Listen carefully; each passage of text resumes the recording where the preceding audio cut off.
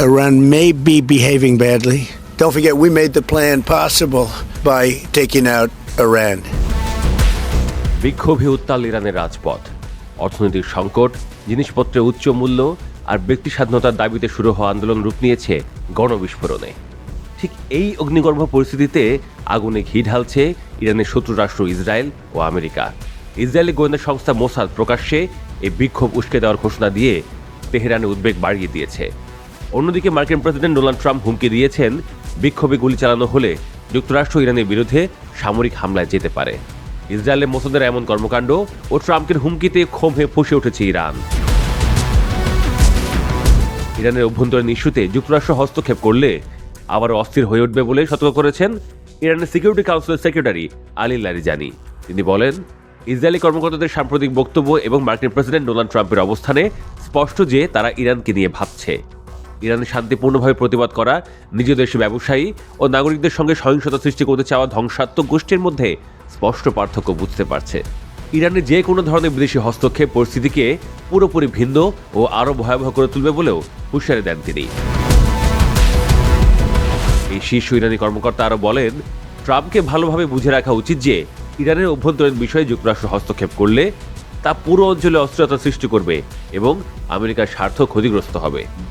সরাসরি বার্তায় তিনি বলেন, আমেরিকার জনগণেরও জানা উচিত এই ঝুঁকিপূর্ণ পরিস্থিতির সূচনা করেছেন ট্রাম্প নিজেই।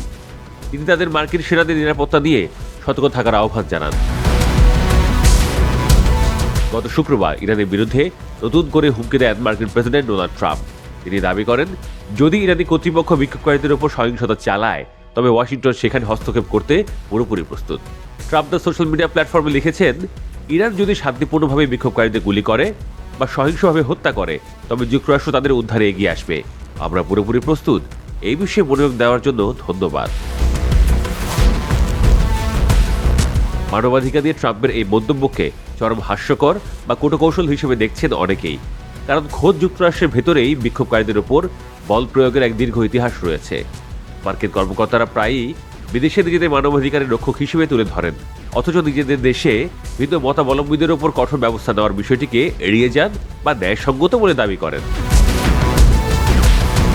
এদিকে ইরানের বিক্ষোভকারীদের প্রকাশ্যে সহায়তার ঘোষণা দিয়েছে ইসরায়েলের গোয়েন্দা সংস্থা মোসাদ। আর এরপরই গত এক সপ্তাহে ইরানের নিরাপত্তা ও গোয়েন্দা সংস্থাগুলো বেশ কয়েকজন ব্যক্তিকে আটকের কথা জানিয়েছে। তাদের বিরুদ্ধে অভিযোগ, তারা বিদেশি শত্রু গোষ্ঠীর সঙ্গে যোগাযোগ রেখে প্রতিবাদের নামে দাঙ্গা ছড়ানোর চেষ্টা করছিল। তেহরান বারবার বলছে, আইনসম্মত নাগরিক অধিকার প্রকাশ এবং পরিকল্পিত সহিংসতার মধ্যে পার্থক্য রয়েছে।